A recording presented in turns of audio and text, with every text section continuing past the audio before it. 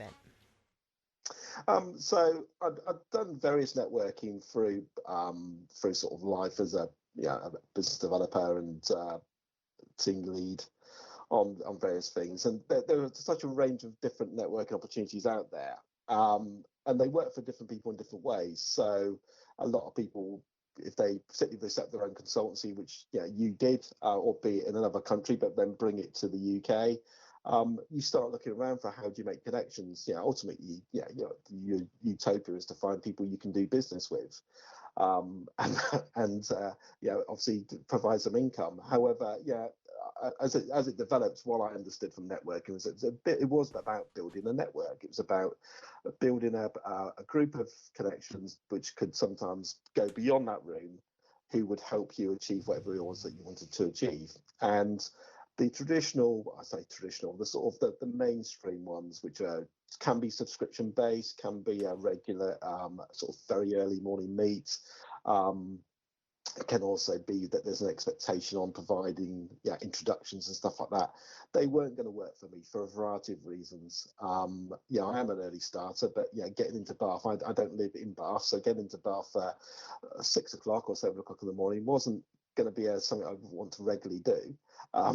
Yeah. Depends on the breakfast, of course, but then with an expectation that I might be producing introductions or similar, and or indeed some of the members of that, and particularly for the firm that I work with.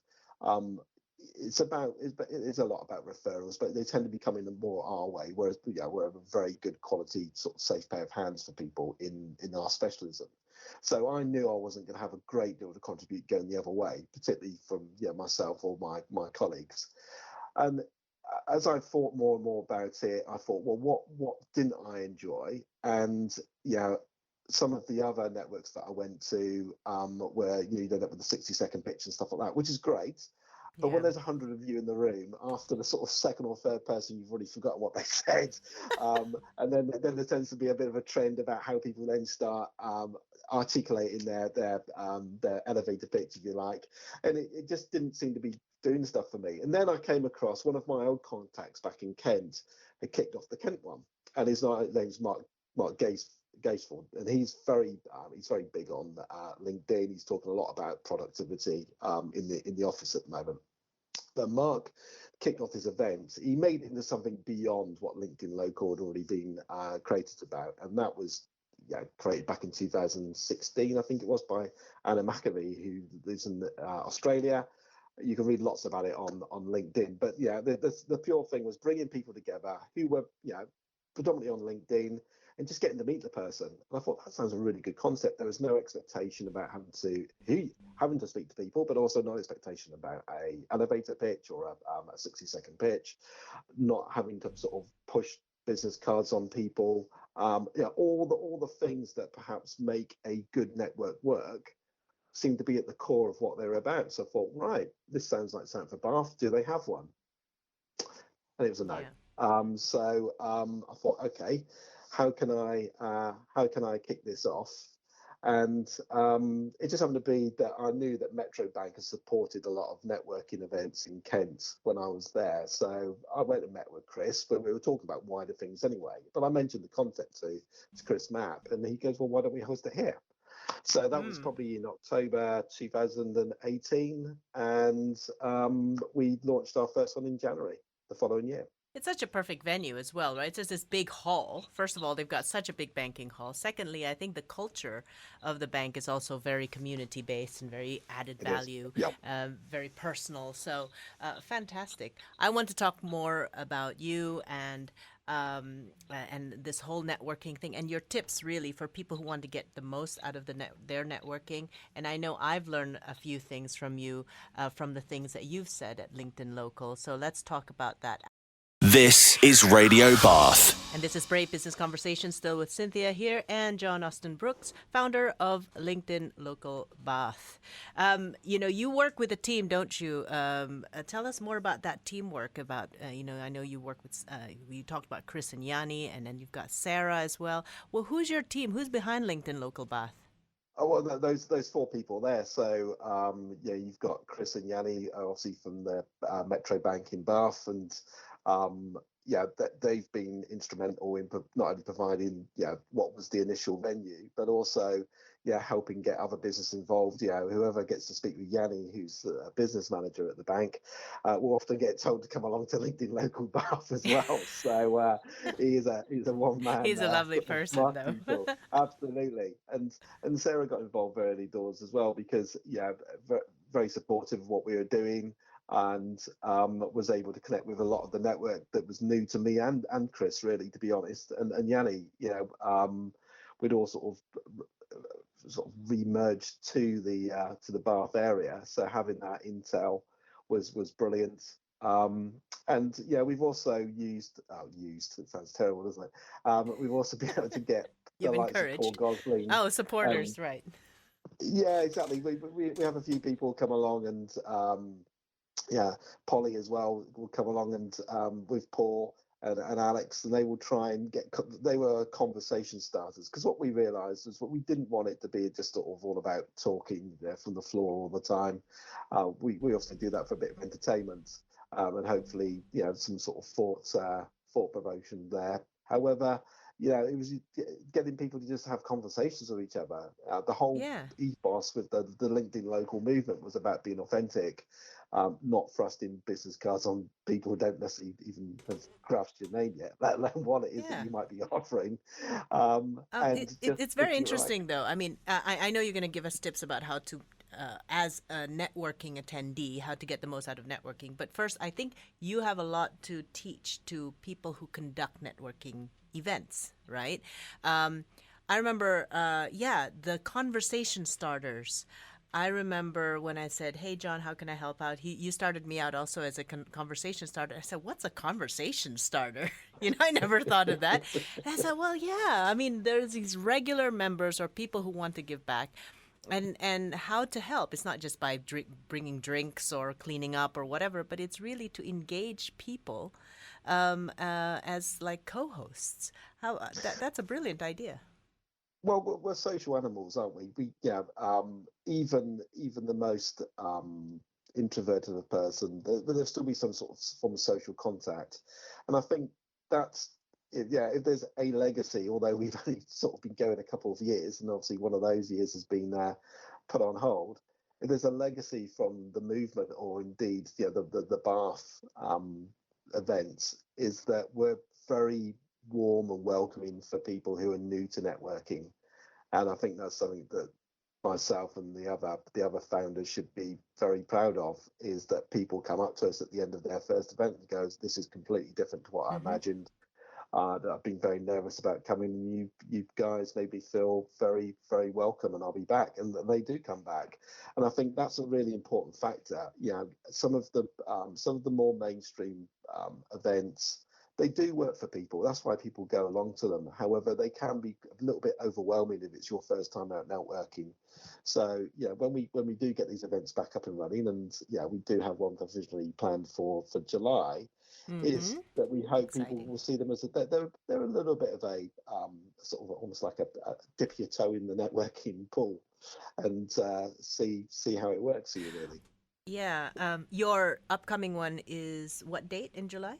It's the 13th of July. 13th of July, and it takes place in the Yeah, evenings, right? Was it 7 o'clock? that's right. Yeah, so that was purposely done. So Greg Cooper, who's a LinkedIn trainer, he hosts the Bristol event, and when the LinkedIn Local network was being, if you like, hosted by a range of volunteers across the globe, one of the suggestions is always to try and make contact with other hosts. And I made contact very, very early on with Greg. Hugely supportive guy. He's come across and spoke at one of our events as well. And Greg's ran in the mornings. He does a breakfast one. Yeah. And for those of you who know Bath, it's, if you live in Bath, that's great. But if you're coming from outside Bath, it can be a little bit tricky to get into first thing in the morning. So therefore, trying to get people in for a breakfast networking meeting seems a No. little bit of a challenge. So I thought, why don't we just put it on to the end of the day? Yeah, well, I've got 5:30. doggy Yeah. duties. In the morning, I could never do Yeah. a breakfast. I mean, who's going to walk my dog? You know, unless you can have a dog-friendly Remain networking for the event. Yeah, evening, yeah, absolutely. then Yeah. we totally don't talk about business because she'll be barking all the time. Um, the other thing I like is you just let everybody roam free. You provide some refreshments. You have the sponsors on the left, right, but most of the time it's just people finding their own people, doing their own introductions, of course, assisted with the conversation starters. There isn't a Yeah. lot of structure. Like you're right, there's a few speeches just to entertain. And I remember in your anniversary, first year anniversary, you had magicians and everything, Well, which is yeah. quite entertaining as well. But for the We had most the part, we wonderful trust that Dominic. Yeah. everybody knows how to network. You don't need overly structured agendas. We're there to help, and I'm very mindful. I don't get to network at these events very much myself, as such. Yeah, not to the Mm, quality of networking that I would probably hope that everyone else is getting. So myself and the others, we do tend to try and scan the room and see if there are people perhaps who are standing on their own or perhaps not as engaged in the group as possible, and just try and have a conversation with them and just see if we can, if they want to get involved and bring them back into a group, or if they just want them to be just to observe and just take things at their own pace. That's right. absolutely fine. Yeah, it's a we that the ethos I wanted was for it to be as inclusive and as accessible to as many people as possible. Of course. And one way to do that was not to have a ticket price as well. Some have ticket prices to Yeah. contribute to charity and stuff like that. But I know there are a number of people, for whatever reason, they can't get the budget sign off for a 5 or 10 quid ticket. Everyone has a different situation. So yeah, we're very fortunate that we do have sponsors. So yeah, Chris and the team at Metro often put on wine and some nibbles. We've also benefited from Slug and Lettuce, the Botanist, and also when it was around the Revolution as well in Mm-hmm. Bath, which provided not only drinks but the food and often some form of entertainment as well. So it's just about getting people around the different communities, and yeah, we're obviously always happy to speak with people who would fancy hosting us. We have grown to on average about 100, at least 100 people signing up, and That's amazing. somewhere between. It is. We thought a couple of handfuls of people would turn up for the first one. We had 35 people turn up on the first one, Well, that's and a it few kept growing handfuls. from there. That's Yeah, very good. And I want to know exactly. more. I want to know more after this because I want, of all your experience in networking, let's give some tips to attendees how to get the Absolutely. most out of their networking experience, how to put their best foot forward, if you like, because not Yeah. everybody's experienced. Radio Bath. And this is Brave Business Conversation with Cynthia Wiharja. And we're still with John Austin Brooks, founder of LinkedIn Local in Bath. We've just been talking about some tips and how they set up the networking event to make it easy for people who are sometimes a little bit shy to do networking. Make it easy, make it comfortable, make it friendly. But now, John, please tell us about some of your experience that you can share with people who want to make the most out of their networking experience. What do you think are some top tips there? Yeah, I guess these have been born out of a few years of getting it right and getting it probably not so right. I think one of the things to bear in mind when you're considering networking or you're already involved in networking is be realistic about what you're likely to get from any event. The often I hear of people going along to events expecting to meet the main speaker. If it's a sort of conference or an event or a Right. networking, with thousands of people. Or it's not to say that's not impossible. The likelihood is obviously reduced, but also, when I first moved into doing more networking, I used to get a target from my line manager of coming away with business cards, a number of business cards, Oh, of which course. Yeah, I, which I had a friend who was incentivized per business card how many right, dollars she would get. okay. And that it can work depending on your industry. Obviously, that can work if you look at and obviously with GDPR, you need to be a little bit careful with some of those things. However, it didn't work for me, and it didn't work for our organisation because ultimately, what I was being asked to do was just basically pick up 5 business cards, Yeah. which depending on the event, you might be able to pick up off a table. And so for me, it's more about getting to know people, and you find that the more um, the better relationships come from having conversations beyond just work. So, which might be around talking about, what you've been up to, what you think of the network. Yeah, there are various things there. We did try something like this at the group, and I think the second or third event we tried to find a way of getting people to sort of have their own conversational groups with whether they preferred a beach summer holiday or a sort of a winter sun holiday. And that one completely flopped, as Yanni would tell you. Why do you But think having those themes flopped? I mean, wouldn't that be a conversation it was structure, or was just too weird? Well, we had one person who said, "Well, actually, I prefer city breaks," so they started their own group. And then I think we had one person who was in the winter block, because everyone was focused probably on the summer holidays by then. So yeah, so so just for the record, most people prefer beach summer holidays. That's one Okay, thing we thanks. learned. But I think, yeah, put realistic expectations on what you're going to do. So when I approach networking, particularly with a new group, it's about getting to speak to people there and try and find out a bit about them. So I go with a range of questions. I might be asking people if they've been to the group before, what they think they're getting from it. I might be asking them a bit about their business, what they get up to there, but also asking them about where have they come from. Not everyone lives in the doorstep of whatever event you're going to. So they might live in the countryside, they might live in the city. It's just getting, as you would do at any other social event, just getting to know people.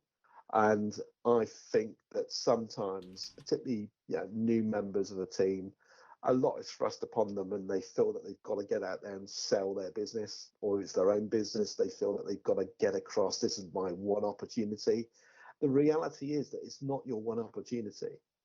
Right. The reality actually is, if you invest in this, so if you go back to this event a second time, if you spend time listening to someone and having a qualitative conversation with them, there will be a next time, because the chances are you might say, well, shall we grab a coffee another time? Shall we meet up? Shall we continue this conversation? So, and I think often it's not because we're lazy, it's because we're uncomfortable. So I would suggest to anybody who's going along to networking, think about how you're going to follow up with that person. You meet that person you want to continue a conversation with for whatever reason.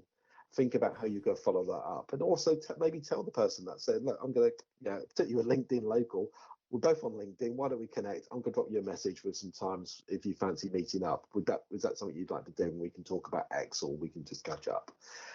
Brilliant. Yeah. You've started building that relationship. Then when you both come back to the event or a future event, because often networkers do go to more than one event, you see each other and you're starting to build almost like a friendship group, so that when you go to these future events, you're known to people. So the next one feels a lot easier because you've already got a friend in the room, so to speak.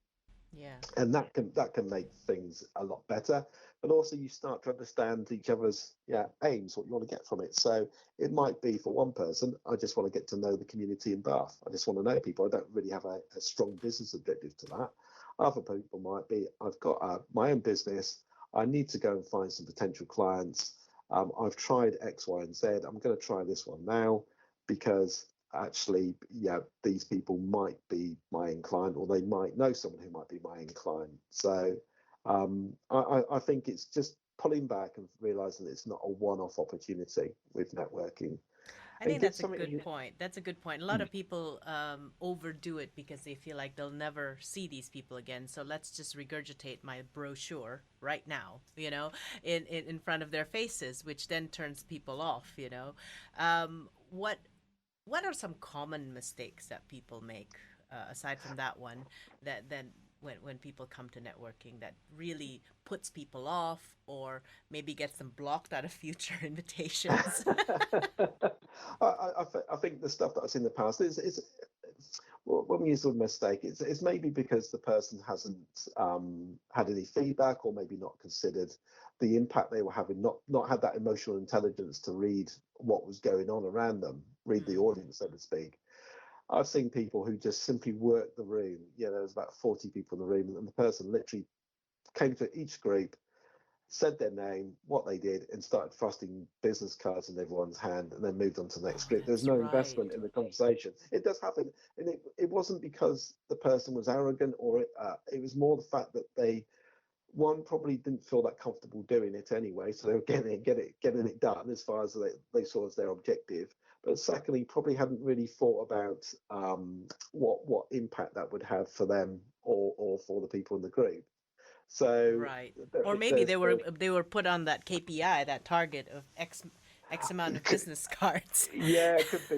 Yeah. I mean, there's a lot of sales managers and sales directors out there who have very interesting views on what networking is about and how people should approach networking. The interesting thing is you never actually see them at the networking events, but there we go. Do as I So, say, not as I do. well, Oh, perhaps I'm doing a disservice to my colleagues there, and I don't mean any offence at all. that's But so yeah, funny. that was my experience. That sometimes the people giving the direction and the targets hadn't necessarily worked out the reality of it, or indeed what the purpose of it was. Um, I guess another situation is where you've got someone who simply is holding court. Um, that can be interesting because the group don't get to have a conversation, then they simply getting to respond to my views of the world. Yeah, well, okay, Whoever the so person is. here's a question. So, what if you're in a networking setting, right? And everything is very social, and then you Yeah. get this person who just nonstop talks to you. How do you get out of a conversation? And you realize that everybody's fallen out of that little group, and then you're the only polite person left. Yeah. How do you get out of this? Because as you can imagine, I've paid with my time, even though you don't charge a ticket price. I've paid with my time for 2 hours to attend an event, and I'm Mhm. stuck with this person.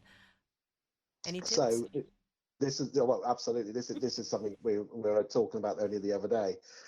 It's something that I work on sort of coaching our attorneys with because they will find themselves in this situation. So the main thing is that it's how are you going to be remembered? So whatever you do in that event, how do you want to be remembered? So you could do the whole. If you ever seen the Four Weddings and a Funeral film, the guy's got a full glass of champagne, gets in the situation, downs his drink, goes, "Oh, I seem to have needed another drink," and wanders off.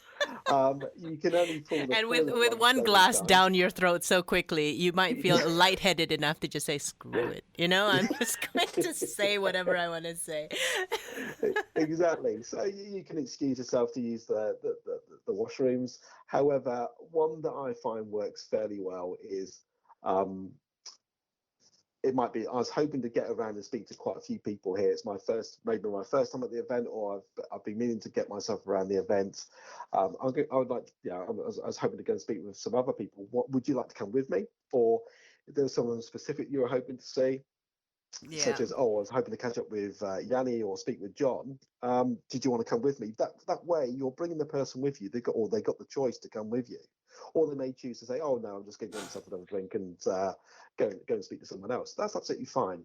Yeah. But Well, what you're doing is you're giving yourself a platform. You're giving yourself permission, but also including the other person. So what that's you avoid brilliant. there is them then going to the next group going, oh, that John is an awful person, just stood around listening to me, then just wandered off.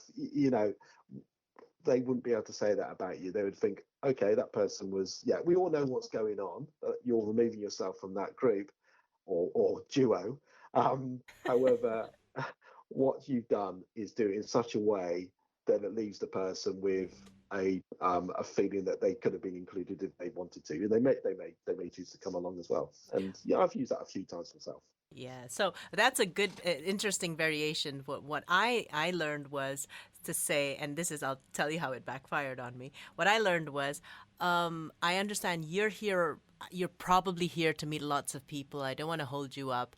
Why don't we, connect on LinkedIn or whatever, and then, go ahead and meet other people. So it's more like instead of I want to meet other people, Yeah, I was taught to say, I'm sure you want to meet other people. But one time it did backfire on me when they said, no, I'm cool talking with you. I like yeah, your company. And then there I yeah, was. yeah. And I said, okay, be more assertive. I want to meet other people. um, cool. Lovely talking with you, John. And I know you've got to rush off as well. So, how can we find LinkedIn Local, or how can we Yeah, so connect if with you? Yeah, so you can find LinkedIn local Bath on LinkedIn. You can find me on LinkedIn. The Also on Eventbrite, if you look for if you type in LinkedIn local Bath, you should find any upcoming events as well. We do cap the numbers, but yeah, as always, there's always a waiting list, and yeah, some people's diaries change. So do list yourself if you want to come along to the event. And Cynthia, I very much look forward to seeing you in the near future, and all the rest of the people in Bath and beyond who are coming along to the events as well. Absolutely. I'll bring my troops. Thank you very much. That's John Austin Brooks, if you want to connect with him on LinkedIn. Thank you, John, for your time. It's been a pleasure Thank you, having Cynthia. you. Bye. Likewise. Cheers. Bye bye. This is Radio Bath.